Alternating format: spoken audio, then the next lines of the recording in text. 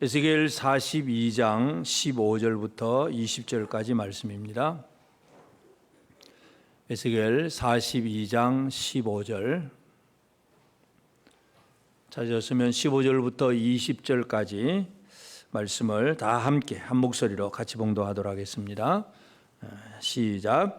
그가 안에 있는 성전 측량하기를 마친 후에 나를 데리고 동쪽을 향한 문의 길로 나가서 사방 담을 측량하는데 그가 측량하는 장대 곧 그 장대로 동쪽을 측량하니 500척이요 그 장대로 북쪽을 측량하니 500척이요 그 장대로 남쪽을 측량하니 500척이요 서쪽으로 돌이켜 그 장대로 측량하니 500척이라.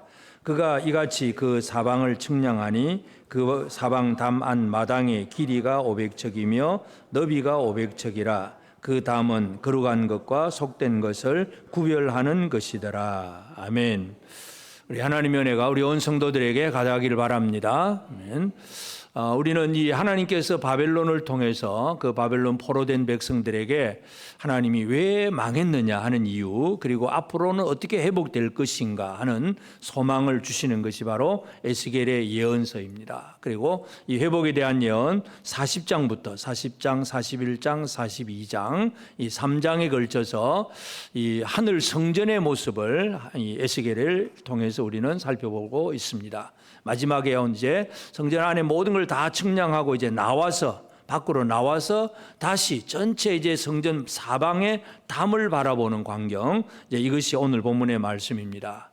우리가 어디 가서 구경하러 가더라도 어디 처음에 이제 여기인가 하고 들어가서 이제 안에 내부를 다 살펴보잖아요. 살펴보다 안내받고 그다음에 나와서는 이제 진짜 그러한가 싶어서 또 밖에서 한 번 더 딱 쳐다보는 그런 형식인데, 하여튼 이 에스겔도 성전 안에 들어가서 계단 통해 동문으로 들어가서 바깥들 또 안들 그다음에 또 이 제사장들의 방들 막 여러 가지 다 성소 지성소 다 보고 나서 이제 다시 성전 밖으로 나왔습니다. 나와서 이제 제일 처음에는 이제 담의 높이와 너비만 이제 간단하게 시작하고 이제 시작을 했는데, 이제 바깥에 사방의 담의 길이를 가르쳐 주고 있습니다. 그래서 오늘 말씀의 제목은 성전 사면의 담을 보며, 이제 성전 전체를 이제 다 바라보고 안에 거 다 보고 이제 밖에서 쳐다보는 이제 큰 그림을 보는 그런 내용입니다. 그래서 우리가 이제 이 성전 사면의 담을 보며 그랬는데, 여러분들이 이 에스겔 성전 도대체 어떻게 생겼는지 아무래도 이해가 잘 안 되면 인터넷 들어가서 검색하면 그렇게 그려놓은 것들이 많습니다. 평면도 보면 정사각형이에요. 별로 어떻게 보면 참 볼 것도 없어요. 딱 네모 반듯하게 해가지고 문도 담은 이렇게 한 장대밖에 안 되는, 문은 그렇게 높고 뭔가 이상하게 좀 그려진 그런 모습들, 이제 그렇게 보기 때문에 왜 하나님이 에스겔에게 이 성전을 보여주셨느냐? 결국은 성전 건물의 어떤 실제적인 모습이 아니라 그 성전을 통해서 하나님께서 그들에게 뭘 말씀하고 계시느냐가 중요합니다. 그래서 우리가 계속 살펴본 대로 이 성전은 결국 예수 그리스도, 하나님께서 보내신 자 예수 그리스도, 우리의 구원자 예수가 어떤 분인가를 보여주는 것이 바로 성전의 실제 내용입니다. 그래서 이제 안을 다 살피고 나와서 이제 바깥 담을 쳐다보는 이 에스겔을 통해서 우리가 전체 이 성전 전체를 다시 한번 오늘 우리가 한번 살펴보기를 바랍니다. 제일 첫 번째, 그래서 이제 밖에 나와서 이제 담을 측량을 하는데 동서남북 사방의 담이 길이가 전부 500척씩입니다. 500척. 그러니까 500척이라고 하는 것은 한 척이 한 규빗이 한 50cm 같이 안 되기 때문에, 그래서 이제 500척이라고 하면 그저 한 230m 정도, 한 그 정도 넘어갈 정도, 그래서 그 정도의 길입니다. 제가 옛날에 우리가 중학교 다닐 때 우리 그때 꽤 운동장이 꽤 컸어요. 100m 달리기를 했어요. 요즘 학교들을 보니까 100m 달리기는 잘 안 된 학교들이 꽤 많아요. 그래서 꽤 커야, 운동장이 꽤 커야 100m를 달릴 수 있는데, 그렇게 100m를 달리고 그 다음에 또 옆에 주변에 건물도 있고 하다 보니까 대충 큰 학교들, 운동장이 큰 학교들을 보면 아마 이 에스겔 성전의 크기 정도가 됐을 것이다. 아마 우리가 그렇게 연상을 할 수가 있겠습니다. 하여튼 그 정도 개념이에요. 그 정도 크기로 에스겔 성전이 이렇게 보여졌는데 담이 길이가 500척씩이다 그랬습니다. 그래서 우리는 왜 하나님께서 이 이 수많은 구원받은 성도들이 많은 은무리들이 성전에 갈 수도 있는데 그렇게 해봐야 기껏 해봐야 그 500적씩이면 진짜 그렇게 많은 사람이 못 들어갑니다. 그런데 그 많은 구조는 결국은 그 실제적인 성전의 크기의 모습이 아니라 거기에 나타나는 구조와 배치, 크기 이런 것들이 다 의미가 있는 것이다 하는 걸 우리가 알 수가 있고, 그래서 지금 우리가 몇 가지 숫자들의 의미도 몇 가지 살펴보았습니다. 이제 오늘은 이제 마지막 그 담의 이제 길이가 500척이십니다. 500척. 500이라고 하는 숫자가 이제 성경에 또 우리가 어떻게 해석을 해야 되느냐. 500이라고 하는 숫자가 많이 나오진 않습니다. 그러나 500은 50이라고 하는 숫자를 10번 곱하는 것이 500입니다. 쉽게 알 수가 있죠. 그러면 성경에 50이라고 하는 숫자는 아주 또 중요한 의미를 가지고 있는 숫자입니다. 첫 번째, 레위기 23장 16절, 일곱 안식일 이튿날까지 합하여 50일을 계수하여 새 소재를 여호와께 드리되. 자, 하나님 앞에서 이제 이스라엘의 절기들을 시작을 하는데 제일 첫 번째 처음 익은 곡식단을 가지고는 초실절이 있습니다. 이건 전부 구약의 절기들은 또 예수님을 상징하는 것인데 6월절에 예수님의 죽으심, 그리고 십자가의 죽으심, 그 다음에 6월절 한 기간 동안에 있는 초실절이 있습니다. 결국은 죽으신 이후에 3일 만에 부활하는 것을 강조하는 것이 바로 초실절, 처음 익은 열매인데 그 초실절을 가져온 때로부터 시작해서 7 안식일을 지납니다. 그러니까 안식일도 7일 만에 오는 안식일이죠. 그리고 7일 또 7일 7번을 계속해서 49일이 지나고 그 다음에 50일을 계수합니다. 이것이 바로 오순절, 또 다른 말로 77절, 맥추절, 바로 그런 절기입니다. 그러니까 50이라고 하는 숫자는 바로 그런 개념, 뭔가 이 안식이 7이라고 하는 완전수가 있는데 그 완전한 것을 또 7번 곱하는 것, 완전의 완전을 거듭하는 것이 바로 49예요. 그 완전히 이루어진 의미가 바로 50이라고 하는 개념이에요. 그렇기 때문에 50이라고 하는 숫자는 모든 것이 완벽하다 하는 것을 보여주는 그런 의미를 우리가 알 수가 있습니다. 또 한 가지, 그러니까 이 안식일만 하면은 50일이 되지만 매년으로 계산을 하면 50년이 됩니다. 50년은 또 중요한 또 절기가 있습니다. 레위기 25장 10절에 보면 너희는 50년째 해를 거룩하게 하여 그 땅에 있는 모든 주민을 위하여 자유를 공포하라. 이 해는 너희에게 희년이니 너희는 각각 자기 소유지로 돌아가며 각각 자기 가족에게로 돌아갈지며. 희년, 50년째마다 희년입니다. 그러니까 7년마다 안식년입니다. 그러니까 6년 동안 열심히 농사 짓다가 7년째는 농사를 안 짓습니다. 그러면 이제 땅도 다 안식하게 합니다. 그런데 그것이 또 7번 지나면 49년이 되고 그 다음 50년째 가면 희년입니다. 희년에는 어떤 일이 벌어지냐 하면 희년이 되기 전에 사람들이 살다 보면 어떻게 일을 잘못하면 뭐 사업이 망할 수도 있고 뭔가 자기가 뭔가 게으를 수도 있고 잘못할 수도 있지만 예를 들어서 뭐 빚을 졌다. 그래가지고 결국은 땅을 팔아버린다든지 아니면 자기 몸을 팔아서 남의 집에 종이 된다든지 이런 일들이 벌어질 수가 있습니다. 그러면 그러다가 50년째, 희년이 정해진 50년째가 되면 그 이전에 팔렸던 땅도 전부 원상회복입니다. 소유권이 다 원주인으로 회복이 됩니다. 또 종들도 다 자유인으로 회복이 됩니다. 그것이 희년이에요, 희년.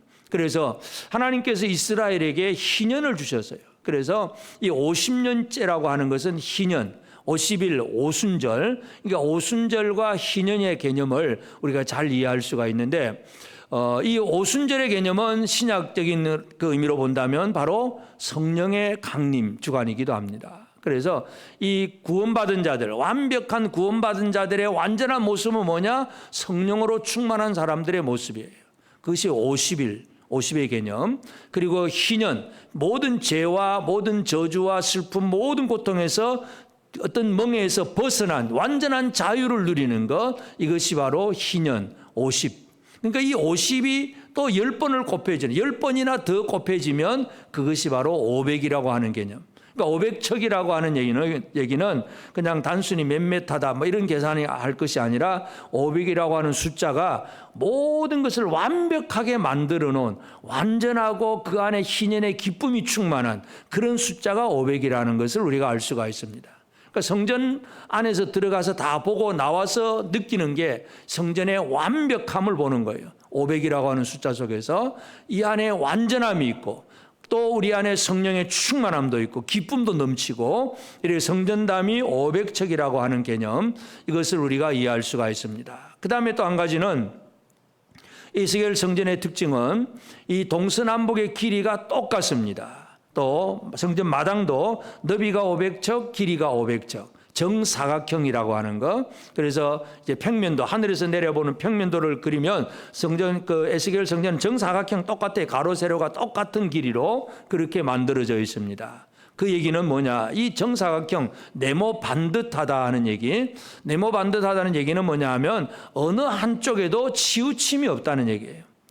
동쪽이 길고 서쪽이 짧고 뭐 그 얘기가 아니고 하나 치우침이 없이 사방이 똑같다는 것을 우리에게 보여주고 있습니다. 그래서 하나님께서 이 땅을 바라볼 때에 하나님은 이 세상을 지으시고 모든 민족을 만드신 하나님인데 하나님이 아브라함을 선택을 하잖아요. 모든 민족에게서 아브라함을 선택을 할 때에 아브라함을 선택하면서 창세기 12장 3절에 보면 너를 축복하는 자에게는 내가 복을 내리고 너를 저주하는 자에게는 내가 저주하리니 땅의 모든 족속이 너로 말미암아 복을 얻을 것이다. 하나님은 아브라함을 선택하시지만 하나님의 관심, 하나님의 시선이 어디에 있느냐 하면 땅의 모든 족속이에요. 여러분이 구원받는 데 있어서 내가 건강하고 내가 기도에 응답받고 내가 잘되고 우리 가족 잘되고 이거 기도 많이 하시죠? 이건 안 시켜도 다 잘하실 거예요. 그런데 땅의 모든 족속을 바라보며 저 기도하십니까? 아멘입니까? 하나님은 우리로 하여금 땅의 모든 족속을 보게 하시는 하나님이라는 거, 이거 우리가 이해해야 됩니다. 그래서 에스겔 성전이 사방이 똑같이 정방향으로 되어서 어느 한쪽에 치우침이 없어요. 그래서 아브라함을 선택하면서도 모든 족속이 너로 말미암아 복을 받는다. 그리고 이제 아브라함에게 이제 가나안 땅을 주겠다고 약속을 하면서도 하나님이 아브라함의 그 시선을 또 바꿔 놓습니다. 창세기 13장 14절에 보면 롯이 아브라함을 떠난 후에 여호와께서 아브라함에게 이르시되 너는 눈을 들어 너 있는 곳에서 북쪽과 남쪽 그리고 동쪽과 서쪽을 바라보라. 그냥 다 둘러보라 이렇게 뭉뚱그려서 표현하지 않고 북쪽과 남쪽, 동쪽과 서쪽을 바라보라. 정확하게 사방을 다 보라는 얘기잖아요. 하나님은 아브라함에게 아브라함의 시선이 한쪽만 바라보는 시선이 되지 않기를 원하셔서요. 이 땅 다 줄게 하고 그냥 네 알아서 해. 그게 아니라 정확하게 북쪽도 보고 남쪽도 보고 동쪽도 보고 서쪽도 보고 다 봐라. 똑같이 바라보라는 얘기입니다. 여러분, 하나님이 은혜 주시는 거, 우리는 이 하나님 주시는 모든 것들을 바라볼 때에 내가 원하는 것만 바라볼 때가 참 많아요. 우리가 기도할 때도 늘 우리 기도의 제목이 편협된 기도가 꽤 있을 수 있습니다. 그냥 내 거, 내 가족, 내 식구, 막 그냥 내 사업, 내 건강, 뭐 어떤 내가 원하는 여기에만 그저 기도의 제목이 막 매몰되어 있을 수가 있는데 하나님은 사방의 모든 걸 다 보게 하세요. 이 시각을 여는 것이 우리가 이 에스겔 성전을 바라본 사람들은 그것을 깨닫는 사람입니다. 우리는 내가 바라보는 한 방향이 아니라 하나님이 보게 하시는 사방 모두를 바라봐야 된다는 거, 이것을 꼭 기억하게 되길 바랍니다. 여러분의 기도가 어떻습니까? 사방을 바라보십니까? 북쪽을 바라보십니까? 남쪽도 보십니까? 동쪽을 좀 보았습니까? 서쪽도 보십니까? 가면 갈수록 아멘이 줄어들어. 하나님이 보게 하시는 거 다 볼 수 있어야 돼요. 이것을 또 지리적인 면만 아니라 영과 육의 어떤 다른 면도 마찬가지예요. 우리는 그저 내가 원하는 그 몇 가지만을 구할 수가 있는데 하나님은 풍성하신 하나님이에요. 내가 구하지 않은 모든 것을 다 주실 수 있는 그런 분이잖아요. 그 사방을 둘러볼 수 있고 하나님 앞에 나아가는 그런 시각, 이것이 우리에게 중요합니다. 그래서 에스겔 성전은 동서남북의 길이가 똑같아요. 정방형, 한쪽에 치우침이 없는 하나님, 이것을 우리가 이해를 해야 됩니다. 그 다음에 또 이제 20절에서 이 담에 대해서 마지막 설명은 뭐냐면 그 담은 거룩한 것과 속된 것을 구별하는 것이더라. 이 담의 의미, 담의 용도가 뭐냐? 거룩한 것과 속된 것을 구별한다. 이제 구별이라고 하는 단어를 좀 생각을 해야 됩니다. 자, 우리가 이 40장을 시작하면서 담 얘기를 했는데, 그때 담은 이 전사가 이제 담의 높이와 그 담의 그 두께가 되죠. 높이와 너비만 측량을 했습니다. 자, 기억이 되시는 분, 은혜가 충만하신 분은 그 담의 높이가 어느 정도입니까? 기억나십니까? 우리 지금 42장이에요. 40장 얘기하는 거예요, 지금. 멀지도 않아. 40장 앞에 있는 그 얘기하고 있어요. 담의 높이가 어느 정도였습니까? 캄캄하십니까? 천사가 측량하는 장대를 하나 들었는데, 한 장대, 6척. 6척이면 3m가 좀 안 돼요. 한 2m 7, 80 정도, 그 정도. 그러니까 다시 말해서 어떤 성벽의 기준으로 본다면 그 정도 한 3m도 안 되는 높이를 가지고 적군을 막아낼 수 있겠습니까? 그 정도 가지고는 어림도 없습니다. 사다리 하나만 걸치면 얼마든지 넘어갈 수 있는 높이입니다. 뭔가 좀 높이 뛰기 잘하면 하나만 도움 딛기만 하면 훨씬 뛰어넘을 수 있는 그런 정도입니다. 그러니까 높이는 그렇게 높지 않다는 특징을 우리는 이해할 수가 있습니다. 오히려 이 담은 한 장대밖에 안 되는데 그 동문과 그 남문, 북문, 문의 높이는 엄청나게 높아요. 문의 높이는 50척이나 되잖아요. 그러니까 이상해요. 그저 담이 높고 담 밑에 문이 이제 이렇게 있어야 되는데 문은 더 높고 담은 낮아요. 그만큼 이렇게 높지 않다는 개념, 이걸 우리가 잘 이해해야 되는데 왜 담은 그렇게 높지 않느냐? 담 안과 밖을 구별은 합니다. 그러나 분리하지는 않는다는 거, 우리가 이것을 잘 이해할 필요가 있습니다. 그래서 안과 밖을 완전히 분리해서 이 안쪽의 생활과 바깥의 생활이 따로따로 노는 게 아니라 이 안의 생활과 밖의 생활이 좀 다르기는 하지만 서로 조화를 이룰 수 있는 그런 정도로 우리는 이해할 수가 있습니다. 그래서 담의 높이는 그저 한 장대 6척밖에 안 됩니다. 그런데 이제 이것을 이제 거룩한 것과 속된 것을 구별한다, 이렇게 표현을 하고 있습니다. 그래서 이 속된 것이 뭐냐, 이 40장 시작하면서도 말씀을 드렸는데 다시 한번 우리가 생각하는 거, 에스겔 48장 15절에 보면 이 25,000척 다음으로 너비 5,000척은 속된 땅입니다. 구분하여 성읍을 세우며 거주하는 곳과 전원을 삼되 성읍이 그 중앙에 있게 할지니. 그러니까 이 속된 땅이 뭐냐면 우리가 흔히 거룩하고 속되다 하는 것을 우리의 시각으로 생각할 때는 하나님 앞에 거룩하고 속된 건 아주 더럽기 때문에 우리하고는 전혀 관계없고 멀리해야 될 것으로만 생각하기 쉽습니다. 그러나 이 속된 땅은 그냥 그런 속된 땅이 아니에요. 하나님 백성들이 일상의 삶을 살아가는 땅이 바로 속된 땅입니다. 그래서 지금 성전 얘기를 했지만 에스겔서 뒤에 보면은 이제 이스라엘 전체 지도 같은 그 지도 속에서 각 지파별로 땅을 분배를 합니다. 근데 그 땅을 분배를 하면서 이제 하는 말이에요. 25,000척 다음으로 너비 5,000척은 속된 땅으로 구분해서 성읍을 세워라.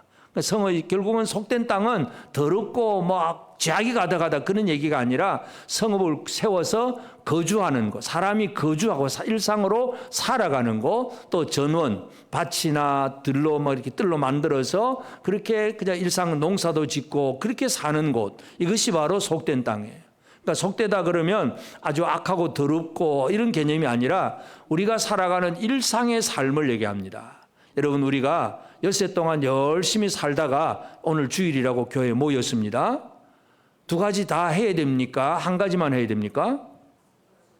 엿새 동안 열심히 일하다가 또 주일날 예배드리고 이 두 가지가 동시에 다 이루어져야 될 거예요. 그러니까 이것이 구별된다는 것이지 이것이 완전히 분리돼 가지고 따로따로 노는 게 아니라는 개념. 그러니까 성전의 담은 구별한다는 얘기가 바로 그런 얘기입니다. 그래서 하여튼 하나님 앞에 모여서 예배하는 삶도 중요하고 그리고 일상의 삶을 살아가는 내용도 중요하고 그래서 직장에서도 열심히 일하고 우리 학생들이 학교에서 열심히 공부하고 뭔가 열심히 일상생활을 살다가 또 백성들이 함께 모여서 예배하고 이 두 가지 삶이 거룩한 것과 속된 것이다. 이것을 우리가 이해할 필요가 있습니다. 그래서 성전 이 사방의 담, 이 담의 얘기를 우리가 살펴보면 결국 이 성전이라고 하는 것이 결국 예수 그리스도에 대한 관한 얘기예요. 그래서 예수는 이 성전 담의 의미를 어떻게 완성시켰느냐, 이것을 이해해야 성전을 제대로 보는 사람입니다.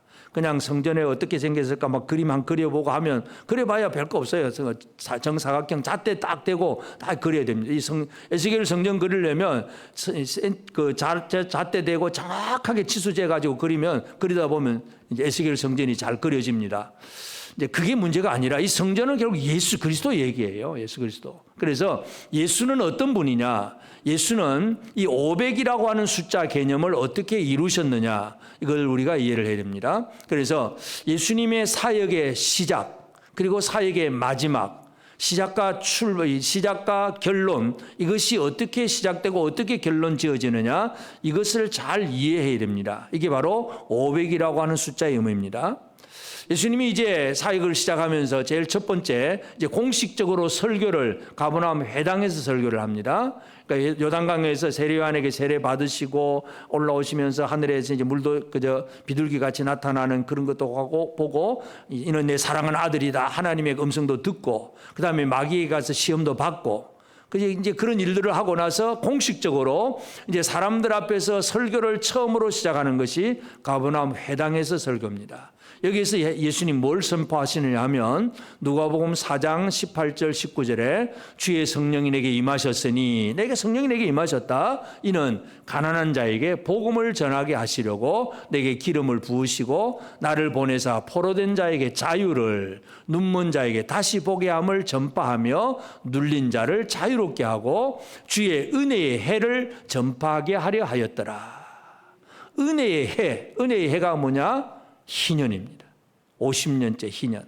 그래서 예수님이 이제 이 가버나움 회당에서 설교를 시작하면서 주의 성령이 내게 임함으로 내가 무슨 일을 하게 하느냐, 바로 눌린 자를 자유케 하고 눈먼 자를 보게 하면서 주의 은혜의 해를 전파한다. 희년이다, 지금이 희년이다 하고 예수님이 선포하시는 거예요. 여러분, 지금 희년입니다. 희년의 삶을 살고 계십니까?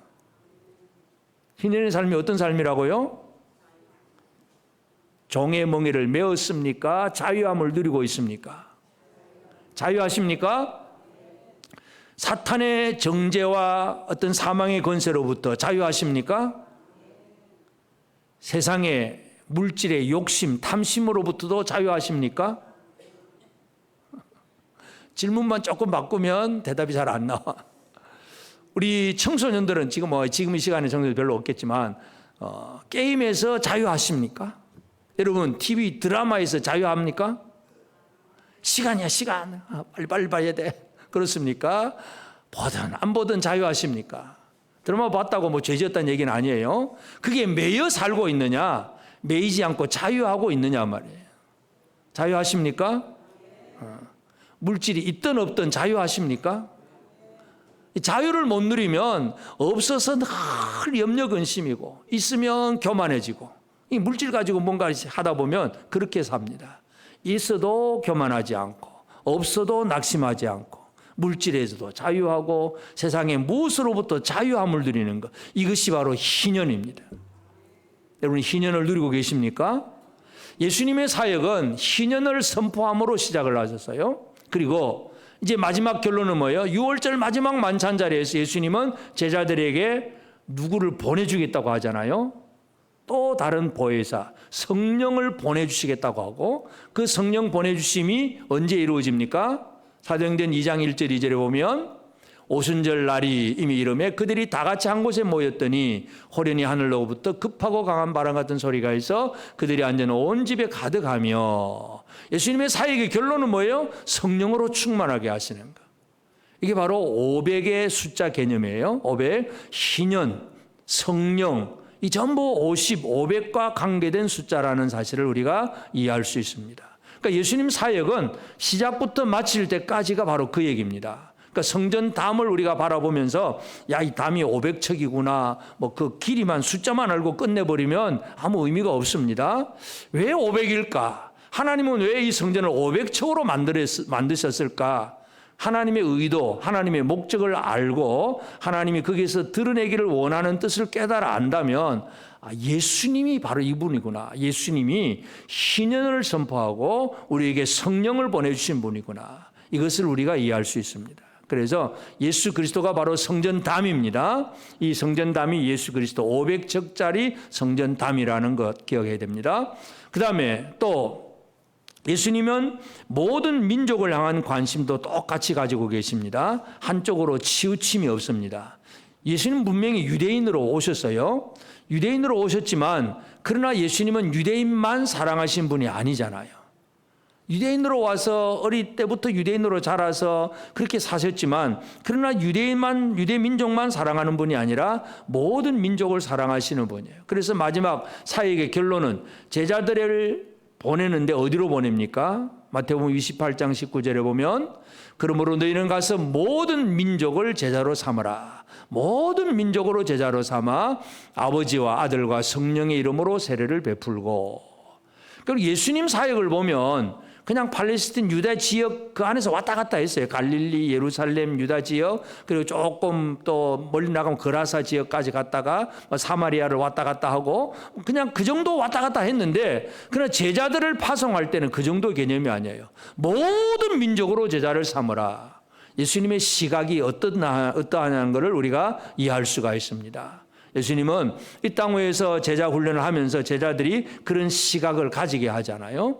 그래서 지난주에도 말씀드렸지만 유대인들을 중심을 위해서는 베드로, 12사도 베드로를 중심으로 해서 일을 하게 하셨고 이방인을 세울 때는 이방인 중심으로 바울을 세워서 일하게 하잖아요. 그래서 이제 바울을 세울 때도 예수님 마찬가지인데 다메섹에 사울이 이제 다메섹에 예수 믿는 자를 잡으러 가잖아요. 근데 다메섹에는 이미 예수 믿는 사람이 있었어요. 누가 어떻게 전도해가지고 있었는지는 기록이 없지만 이미 예수 믿는 사람이 있었는데 그 중에 대표적인 사람 한 사람이 아나니아라고 하는 사람이 있습니다. 그러니까 다메섹에 있는 아나니아는 이제 사울이 자기를 잡으러 온다는 걸 알고 있어요. 도망을 갈까요? 그달을 기다리고 있을까야 될까요? 여러분, 사탄이 이 세상에 누군가가 여러분 잡으러 옵니다. 예수 믿는다고 잡으러 오는데 도망갈까요? 숨어야 될까요? 피해야 될까요? 말아야 될까요? 어떻게 해야 될까요? 아나니아는 그냥 있었어. 다메섹에 그대로 있었어요. 예수님이 아나니아에게 나타났습니다. 아나니아에게 나타나가지고 뭐라고 표현하냐면 말씀하냐면 사도행전 9장 15절에 보면 주께서 이르시되 가라. 이 사람은 내 이름을 이방인과 임금들과 이스라엘 자손들에게 전하기 위하여 택한 나의 그릇이다. 이 사람, 이 아나니아가 예수님이 이제 사울에게 가서 이제 세례 주고 그렇게 뭐 하라고 하니까 아니 사울이 나를 잡으러 오는 사람인데 내가 어떻게 갑니까? 할 때 예수님 설명해 주는 거예요. 가라. 이 사람은 내 이름 예수 이름을 이방인과 임금들과 이스라엘 자손에게 전하기 위하여 택한 나의 그릇이다. 그렇게 설명을 해 줍니다. 그러니까 아나니아가 예수님 말씀이니까 가서 또 그대로 해주잖아요. 그래서 하여튼 예수님은 이 아나니아의 눈도 지금 열어주는 거예요. 사울의 눈만 열어주는 게 아니라 아나니아의 눈도 열어주면서 이런 유대인들, 이렇게 핍박자들도 변화되는구나. 이런 모든 열방들을 바라봐야 되는구나. 이것을 전부 눈을 열어주시는 분이 바로 예수 그리스도입니다. 예수님은 오늘 우리의 눈을 열어주십니다. 열방을 바라보게 하십니다. 모든 민족, 사방을 보게 하신다는 거 꼭 기억을 해야 됩니다. 또 한 가지 예수님은 거룩함과 속됨 이 두 가지도 예수님은 다 이루셨다는 사실을 우리가 알 수가 있습니다. 예수님이 구원자로 이 땅에 오셨을 때에 그냥 30살 어떤 그 중년의 청년이 딱 등장해가지고 막 활동하고 십자가에 달려 죽는 그 모습이 아니라 예수님은 어린 아기로 태어나잖아요. 어린 아기로 태어나서 어머니 품속에서 젖 먹으면서 자라는 그러면서 결국 30살 될 때까지 예수님은 어떤 신분으로 자라납니까? 목수의 아들로. 목수의 아들이라고 하면 뭘까요? 요즘 말로 하면 그냥 일반 직장인 그리고 실제로 뭐 일용직 노동자와 같이 아침 일찍 나가서 일하고 또 일당 주면 또 받아서 돌아와서 그거 가지고 집안 식구 먹여 살리는 직장인 일하는 사람이었어요. 30살 동안 30살이 되기까지 예수님은 목수의 아들로서 일상의 삶을 살았던 분입니다. 그런데 그 이후에 3년 반 동안은 하나님의 아들로서 일을 하는 거예요. 그러니까 목수의 아들로서 그리고 하나님의 아들로서 두 가지의 삶을 다 이루신 분이 바로 예수 그리스도라는 사실을 우리가 이해할 수 있습니다. 그리고 또 이제 사람들이 예수를 시험하러 나와서 이제 이런 시험을 하잖아요. 자, 우리가 로마의 지배를 받고 있는데 저 가이사에게 세금을 바쳐야 됩니까? 안 바쳐야 됩니까? 질문합니다.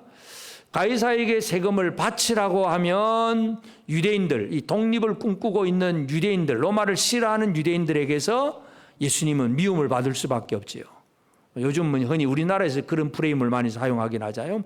뭐 친일파다, 종북이다, 막 이런 단어. 그래서 저 사람은 친일파야, 저 사람은 종북이야, 주사파야, 막 이런 식으로 뭔가 말하듯이, 자, 로마 황제에게 세금 바치라 그러면 전 친로마파가 되는 거예요. 그러면 유대인들한테 미움을 받습니다. 근데 또 로마 황제에게 세금 바치지 말라 그러면 어떻게 됩니까? 이제 로마 황제로부터 핍박받을 수밖에 없어요. 이래도 안 되고 저래도 안 되는 거예요. 예수를 시험하는 무리들이 그렇게 시험을 합니다. 그때 예수님께서 주신 유명한 대답, 마태복음 22장 19절에 보면 21절에 이르되 가이사의 것이니이다 하매 이에 이르시되 그런즉 가이사의 것은 가이사에게 하나님의 것은 하나님께 바치라.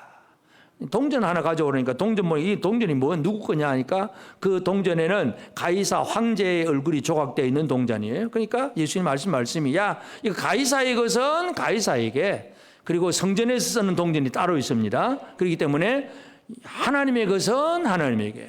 예수님 이 말씀 뭐예요? 둘 다 동시에 다 하라는 얘기잖아요.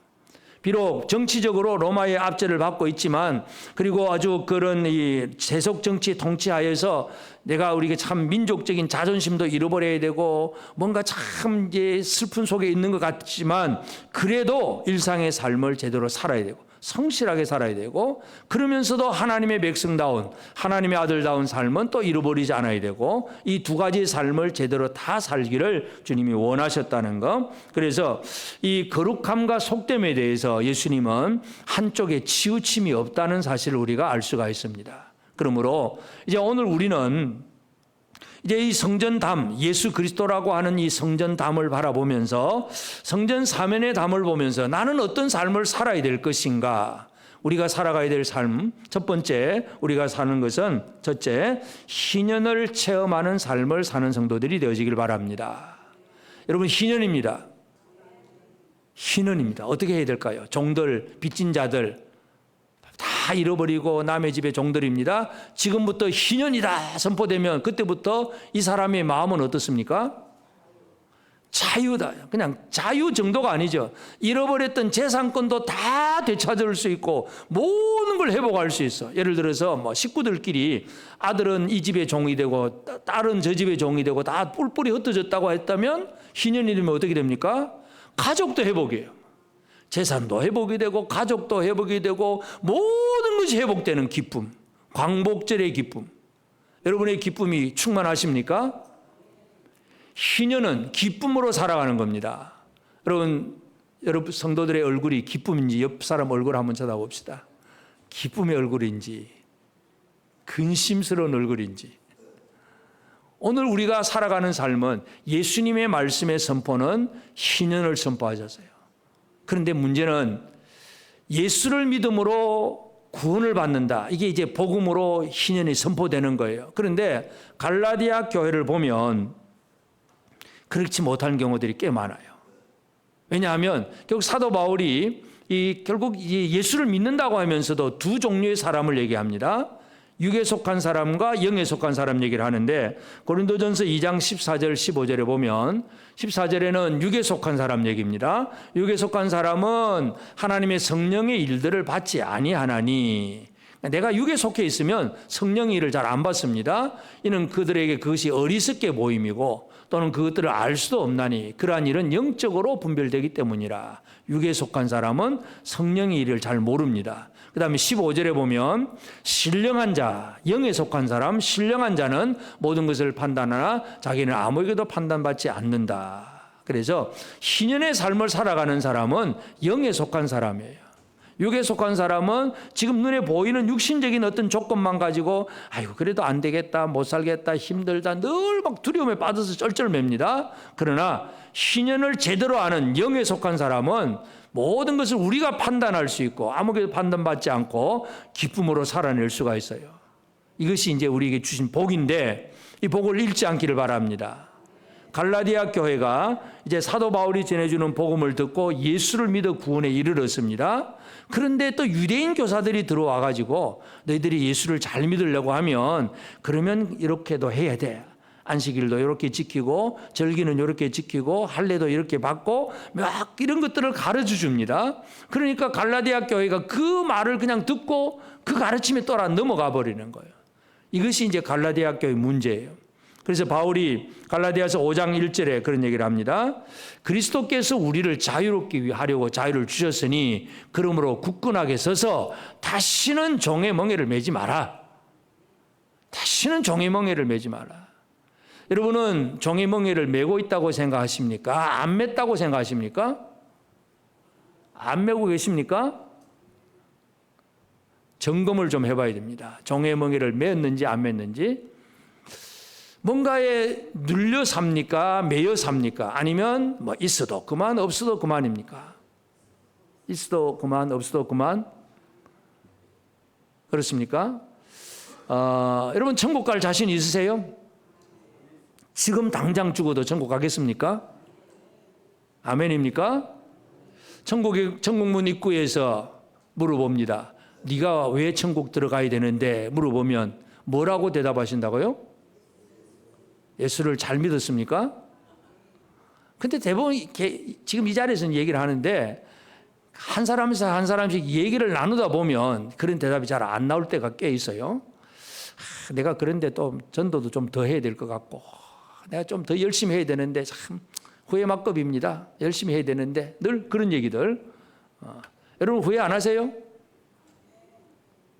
오늘 천국 갈 자신 있으십니까? 그러면 지금 있는 거 다 내버리고 천국 가렵니까? 좀 아깝습니까? 그냥 가기가. 안 아깝습니까? 아깝습니까? 안 아깝습니까? 그냥 천국으로 슉 들어가면 끝입니까? 그래도 뭔가 그동안 모아놨던 거 자식에게도 좀 물려도 주고 뭔가도 좀 해야 되고 그래 놓고 다 정리하고 가고 싶습니까? 그냥 가도 되겠습니까? 우리가 매여 있는 게 너무 많아요.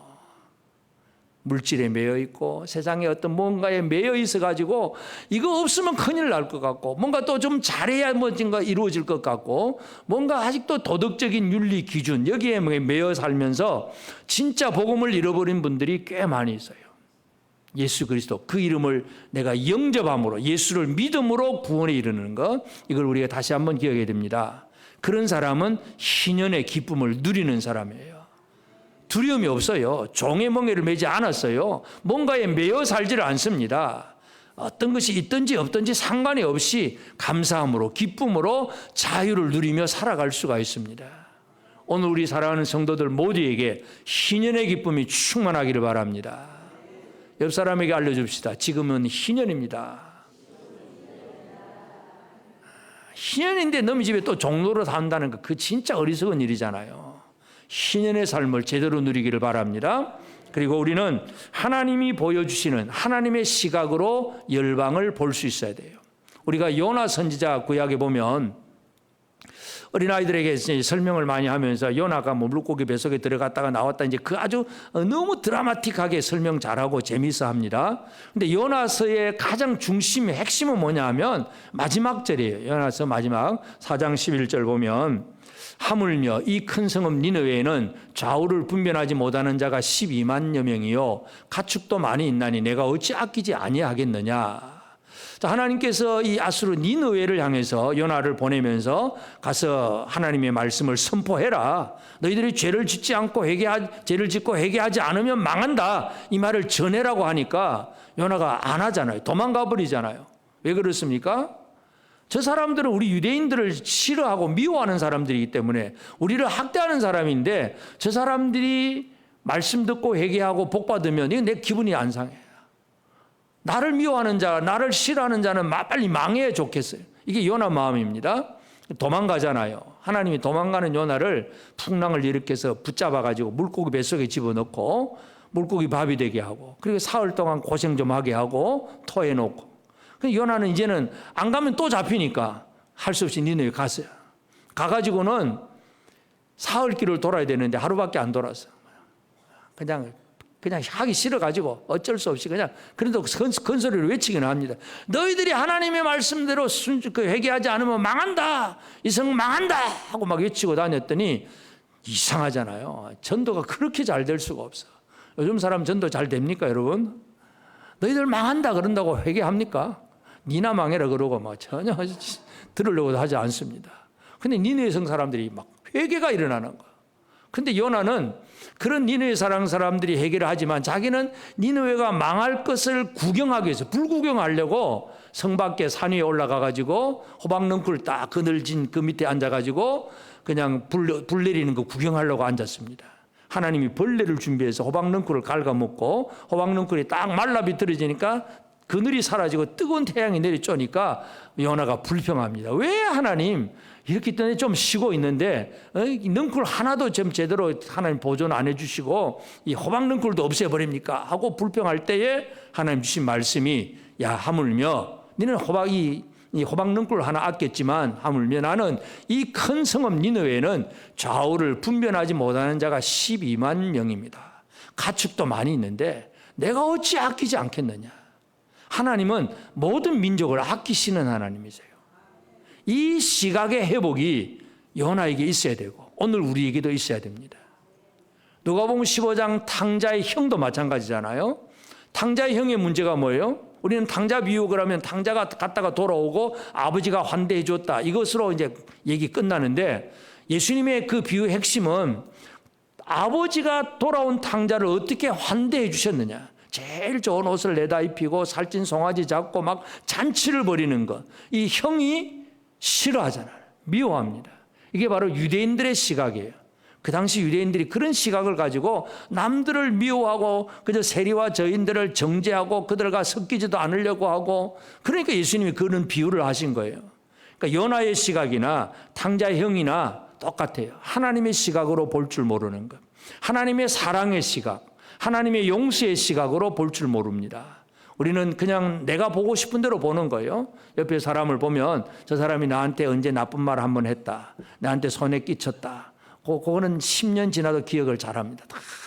늘 기억하고 생각하고 그냥 그 사람 누구 말하면 아이 그거 아니야 그거 틀려 먹었어, 늘 그 얘기합니다. 하나님은 이미 용서하신 것 같는데, 하나님은 다 사랑하시고 품어주시는데 나는 내 시각으로만 쳐다보고 있는 거예요. 하나님의 시각으로 회복되어지기를 바랍니다. 여러분의 영적인 눈이, 물론 우리 육신적인 눈도 밝아지면 좋겠지만 영적인 눈이 더 밝아져야 됩니다. 하나님의 시각으로 열방을 바라볼 수 있는 그런 우리가 되어지기를 바랍니다. 이것이 성전을 본 사람들의 삶이에요. 성전은 균형입니다. 치우침이 없습니다.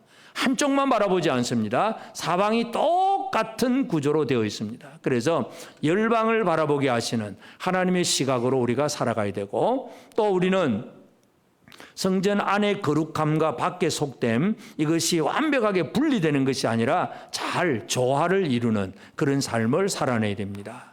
그래서 엿새 동안 열심히 일하고 주일이면 또 열심히 모여서 예배하고, 이게 조화롭게 이루어져야 돼요. 이게 잘 이루어지지 않을 때에 우리 믿음은 무너지게 되어 있습니다. 그래서 이 거룩함과 속됨은 분명히 구별은 되지만 분리가 아니라는 사실을 우리가 이해를 해야 됩니다. 우리가 성경에 보면 이 거룩함과 속됨의 삶 속에서 그 일상에서 잘 조화롭게 살아가는 가장 대표적인 사람은 다윗이라고 할 수가 있습니다. 우리가 이제 성경에 보면 아주 하나님의 놀라운 표적들이 많이 나타나는데, 예를 들어서 엘리야가 막 기도하니까 하늘에서 막 불이 떨어지고 뭐 놀라운 표적들이 벌어지잖아요. 근데 다윗의 삶을 보면 다윗의 삶에는 표적과 기사가 하나도 없어요. 웬만하면 다윗의 삶에도 뭔가 놀라운 사건들이 막 벌어져야 될 것 같은데 다윗의 일생을 보면 그런 일들이 없어요. 어릴 때부터 아버지로부터 왕따 당해가지고 혼자 양치고 있다가, 그 다음에는 또 사울에게 이제 이제 기름 부음 받고 나서는 이제 사울 왕에게 가고 이제 골리앗을 이긴 다음에 또 신하가 돼 가지고 또 막 승리하는 전쟁하다가 또 왕의 미움을 받아 또 광야로 도망을 가야 되고 일상을 도망 다니고 그다음에 왕으로 살다가 또 한 번 또 실패를 해서 또 하나님 앞에 혼도 나지요. 우리아의 아내를 범한 죄를 인해 가지고 또 실패하고 아들이 반역을 일으키고 막 일생을 바라보면 여러 가지 아주 다양한 삶을 살아내요. 다윗은. 그러면서도 다윗의 삶을 보면 기도하니까 뭐가 이루어지더라 그런 얘기는 하나도 없어요. 표적은 없어요. 기사가 없어요. 근데 중요한 것은 일상의 삶을 통해서 하나님 앞에 거룩한 삶을 살아내는 재주, 이게 다윗에게 있습니다. 다윗의 시편 중에서 시편 18편 29절에 보면 내가 주를 의뢰하고 적군을 향해 달리며 내 하나님을 의지하고 담을 뛰어넘나이다, 이런 표현이 있습니다. 여러분, 우리는 이 구절들을 잘 묵상을 해볼 필요가 있습니다. 주를 의뢰하고 적군을 향해 달리며 내 하나님을 의지하고 담을 뛰어넘나이다. 두 가지가 다윗은 다 되는 사람이에요. 예를 들어서 두 가지가 다 안 되는 사람이 있고, 그러니까 의뢰하고 의지하는 것과 그다음에 적군을 향해 달리고 뛰어넘는 일, 이 두 가지가 동시에 이루어지는 사람이 다윗입니다. 두 가지가 다 안 되는 사람은 하나님을 믿을 줄도 모르고 자기 생활에 열심도 안 내는 사람, 진짜 나태하고 게으른 사람, 이 사람은 진짜 제일 비참한 사람이 됩니다. 근데 어떤 사람은 주를 의뢰하기는 하는데 달리지는 생활을 안 해요. 뛰어넘는 일은 안 해요. 주시옵소서. 기도는 열심히 해. 근데 노력은 안 해. 이런 사람은 어떻게 살까요? 특별히 하나님이 진짜 표적을 보여서 응답 주시면 아마 될 수 있을 것 같아요. 근데 하나님이 응답 안 해주시면 늘 그 사람은 또 아무 볼품 없는 생활을 살게 됩니다. 또 주를 의뢰는 안 해요. 그런데 자기 일에는 열심을 내요. 그 사람은 어떤 결과를 얻을까요? 두 가지. 잘 될 수도 있고 못 될 수도 있고. 근데 잘 돼도 잘 된 건 아니에요. 그거는 하나님을 의지한 게 아니기 때문에 오늘 우리는 이 두 가지가 동시에 잘 이루어지는 사람이 되어지길 바랍니다. 자, 의뢰하고 적군을 향해 달리며, 적군을 향해서 달린다는 게 뭐예요? 지금 어린 목동이 골리앗을 향해서 달려가는 거예요. 그냥 뭐 다른 박질 몇 초 뛰냐 그 달리기 내 경주가 아니라 죽으러 가는 것과 마찬가지예요. 저 거인 골리앗을 향해서 물맷돌 하나 들고 달려가는 거 이거예요. 주를 의뢰하고 달리는 것, 열심 내는 거예요. 주여 살려주시옵소서 이것만 하고 있는 게 아니라 하나님을 의뢰하면서 내 할 일에 대해서 열심을 내는 것. 다윗은 목동이에요. 그냥 물맷돌 가지고 던지면서 양을 치던 목동이니까 자기 잘하는 거 그거 지금 열심히 하고 있는 거예요. 하나님을 의지하고 담을 뛰어넘나이다. 장애물을 뛰어넘는 거예요. 우리는 힘들고 어려운 장애물을 만나면 어떻게 합니까? 포기 많이 하잖아요. 아이고 하나님 안 되겠네요. 못 하겠습니다. 도와주세요. 근데 나는 못할 것 같아요. 못할 것 같아요. 도와주세요 하면서 못할 것 같다고 안 뛰어넘어. 다윗의 삶은 의뢰하면서 달리고 의지하면서 뛰어넘습니다. 옆 사람에게 한번 얘기해 볼까요? 나는 하나님을 의뢰하고 적군을 향해 달리는 사람이다. 하나님을 의지하고 담을 뛰어넘는 사람이다. 두 가지가 다 돼야 됩니다. 둘 중에 하나만 돼도 안 돼요. 두 가지가 다 없으면 진짜 비참한 사람이 되고 다윗의 일생은 표적과 기사는 없어요. 그러나 의뢰하고 적군을 향해 달리니까 무슨 결과가 나옵니까? 골리앗이 쓰러지는 거예요. 그건 표적과 기사가 아니에요. 믿음의 결과로 이루어지는 거예요. 뭐 기도하니까 하늘에 불 떨어지고 그런 얘기가 아닙니다. 우리가 일상생활 속에서 여러분 표적 없더라도 내가 기도하니까 병 났더라 이런 소리 안 하더라도 의뢰하고 달리는 열정을 가지고 의지하고 담을 뛰어넘는 열정을 가지고 살아내는 것, 이것이 바로 거룩함과 속됨이 조화된 생활. 가장 대표적인 사람이 바로 다윗입니다.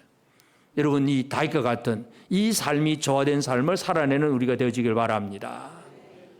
하나님을 의뢰하는 일에도 실패해서는 안 됩니다. 그리고 내가 가야 될 길을 달리는 일에도 결코 실패해서는 안 됩니다. 나는 믿었으니까 기도했으니까 될 거야 하고 아무것도 안 하는 사람도 아니고 진짜 믿음으로 기도하고 내 할 일에 대해서 최선을 다해서 가는 이 사람, 내가 주를 의뢰하고 적군을 향해 달리며 하나님을 의지하고 담을 뛰어넘나이다. 이 다윗의 고백 같은 고백이 오늘 저와 여러분의 고백이 되어지기를 바랍니다. 옆 사람하고 한 번 더 우리 인사를 나눕시다. 우리 이제 아까는 내가 그랬지만 우리 주를 의지하고 적군을 향해 달립시다. 우리 하나님 의지하고 담을 뛰어넘읍시다. 두 가지가 다 있어야 됩니다. 의지하는 것, 믿는 것, 그리고 내가 할 일에 대해서 최선을 다해서 열심히 달리고 뛰어넘는 생활, 이것이 이루어져야 됩니다. 이것이 성전을 제대로 본 사람의 삶이에요. 성전의 거룩한 담 사방, 이 거룩함과 속됨의 조화가 이루어지도록 500척 그 안에 이루어지는 자유와 희년의 기쁨, 그리고 온 세방 열방을 바라보는 하나님이 보게 하시는 그것을 바라보면서 그래서 성전에서 이루어진 은혜를 제대로 누릴 줄 알고 성전에서 바라보는 시각을 가지고 세상을 쳐다보면서 그리고 성전 안과 밖의 삶의 조화를 잘 이루는 복된 삶을 살아내는 복된 우리 모든 성도들 꼭 되어지기를 주의 이름으로 축복합니다. 아멘.